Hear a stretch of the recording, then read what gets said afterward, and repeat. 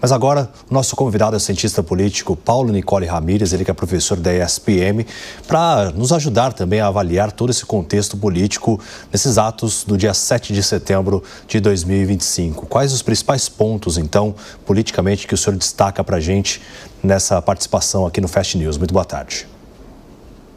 Boa tarde. Primeiro, muito obrigado pelo convite, uma honra poder participar. Claro que hoje a gente tem manifestações dos dois lados e, obviamente, também que os defensores da anistia de Bolsonaro estão em maior volume nas ruas, né? Mesmo porque se sentem como maiores prejudicados, né? Por outro lado, as esquerdas, os movimentos progressistas, né, saem às ruas contrários à anistia, mas é interessante a gente fazer algumas análises, né, em torno do que está acontecendo, né, no espectro de direita em função dessa questão da anistia, né? Não podemos acreditar num voluntarismo puro, né, dos partidos de centro, ou mesmo do Tarcísio, em relação à defesa da anistia de Bolsonaro, né?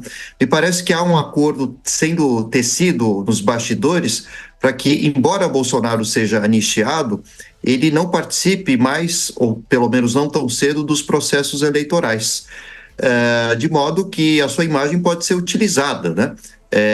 Como forma de angariar e alavancar a candidatura, por exemplo, do Tarcísio ou qualquer outro político que se comprometa a não vir com um discurso antissistema ou ruptural como é a figura do Bolsonaro, né?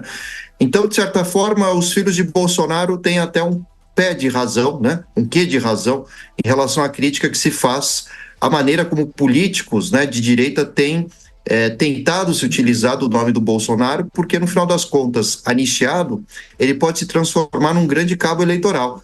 Mas ao mesmo tempo, esse acordo, embora liberte Bolsonaro de uma virtual eventual prisão, poderá sim levar o nome do Bolsonaro simplesmente a ser utilizado, né, ou usado como uma ferramenta eleitoral. Então é preciso também ver até que ponto, né, essas manifestações não estão sendo usadas com uma manobra, principalmente dos partidos de centro, com um mero objetivo de usar o nome de Bolsonaro e o capital político que ele conquistou na última eleição, que não foi pouco, para alavancar nomes de direita e evitar a manutenção do governo petista, né? Então é necessário colocar na balança, né, até que ponto para os bolsonaristas é tão plausível, né, essa anistia. Claro que eles querem Bolsonaro livre da prisão, e isso faz sentido, né, dentro dessa perspectiva bolsonarista, mas também pode ser uma forma de amansar o Bolsonaro, né, fazendo com que ele não participe mais de eleições e sirva unicamente como cabo eleitoral, né? É uma reflexão que precisa ser feita. Por outro lado, isso também pode fortalecer a candidatura de Lula, né, já que estará estampado na testa dos que votarem eventualmente a favor da anistia no Congresso, a ideia de que foram a favor daquilo que a esquerda julga como uma tentativa de golpe. E isso pode fortalecer a imagem de Lula, como tem ocorrido nas últimas pesquisas, né, de aprovação do governo, né, que tem surfado tanto na questão do IOF, que já é uma questão batida, mas principalmente na defesa da soberania nacional e da punição de Bolsonaro, né? Então, são cenários que precisam ser observados, né? Já que, de um lado ou de outro, parece que tanto a esquerda quanto o centro desejam que o Bolsonaro não participe mais efetivamente das eleições, a direita, o centro, né, principalmente apenas como um cabo eleitoral, e a esquerda deseja a prisão de Bolsonaro. Sem dúvida alguma, nós continuamos aqui a nossa conversa. Bom, professor, em relação também ao contexto que a gente deve observar, né, tem a fala em cadeia nacional do presidente Lula, né, trazendo questões como soberania, defesa do PIX e também algumas paternidades que foram disputadas, como, por exemplo, a mega operação que desarticulou um esquema criminoso em relação aos postos de combustíveis geridos, né, pelo PCC. De que forma também que a gente pode fazer observações em relação a essas questões que são divididas? Também nessa semana a gente teve o leilão de uma importante obra do túnel Santos-Guarujá, que é aguardada há mais de 100 anos, onde o Tarcísio de Freitas, por meio dessa parceria, colocou na rede social dele uma obra aguardada, e também o presidente Lula explorando isso politicamente na figura do ministro da Fazenda, Fernando Haddad, que participou efetivamente aqui do leilão em São Paulo.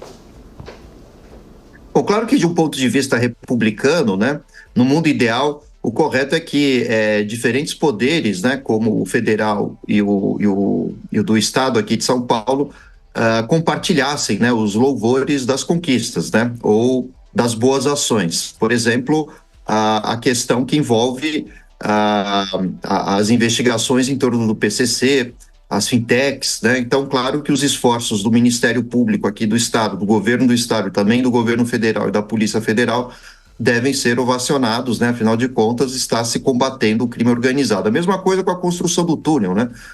Nós deveríamos aplaudir o fato de que federação e Estado estão juntos dentro de uma obra tão importante. Mas, faltando para a eleição, é óbvio que cada um, como você bem disse, vai buscar a paternidade, né? E buscar mostrar quem é de fato o pai da criança.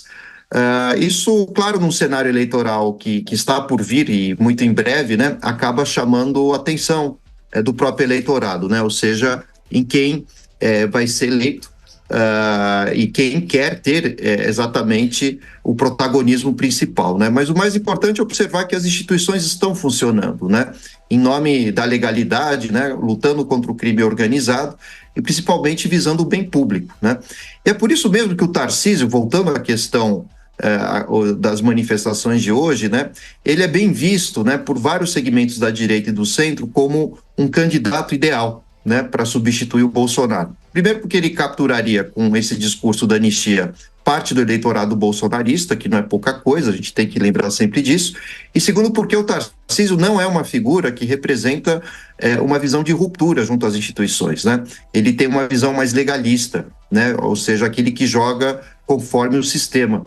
Então, me parece que os partidos de centro e de direita têm preparado a figura do Tarcísio, né, como um nome forte para a candidatura do próximo ano, né? Não representando essa visão, né, que a direita tanto alimenta de que o PT seria um partido extremamente radical, mas o Tarcísio também não representaria de forma alguma uma radicalidade de direita, né? Uma figura mais ao centro, capaz de harmonizar a sua relação com outros partidos e os demais poderes. Isso a gente vê, voltando ao assunto, né, através dessas investigações, né, que levaram à prisão e conduzidas, né, através das investigações da polícia e do Ministério Público aqui de São Paulo, né, que levaram à descoberta dessas situações que envolvem o PCC, assim como também a construção do túnel, né? Não haveria possibilidade nenhuma desse túnel ser construído sem uma aliança entre o governo federal e estadual. Então, Tarcísio se encaixa, né, nessa visão mais de centro, nessa visão mais moderada, e me parece que tem muito a ganhar com as manifestações de hoje, com as investigações, né, da Polícia Federal ou do Ministério Público, como eu citei aqui, né? Então, é isso que está por trás, ao que tudo indica, né, dessa presença do Tarcísio, né? O Tarcísio, claro, defende a anistia, mas com outro propósito, né? O propósito de arregimentar eleitores bolsonaristas. Agora, a questão é observar até que ponto os bolsonaristas, né, mais raízes, digamos assim, ficarão contentes com essa articulação, né? Porque o que hoje é mais importante para a família Bolsonaro, isso fica muito explícito, né, é salvar Jair Bolsonaro da prisão, né? E não necessariamente pensar, né, na regularidade, né, do funcionamento da economia brasileira, mesmo porque são a favor dos tarifaços e até mesmo uma intervenção mais rígida sobre o STF, né? Não é o que o Tarcísio vem indicando nas suas falas. Claro que ele tem críticas ao STF, mas não a ponto, né, de promover discursos, né, de prisão do Alexandre de Moraes ou até mesmo impeachment dos ministros do STF, como faz o Bolsonaro, né? Então me parece que é isso que está por trás, né? O Tarcísio joga o jogo, literalmente, e pretende, então, ser o candidato à presidência. E hoje é um dia-chave para ele, para angariar o seu nome como candidato à presidência.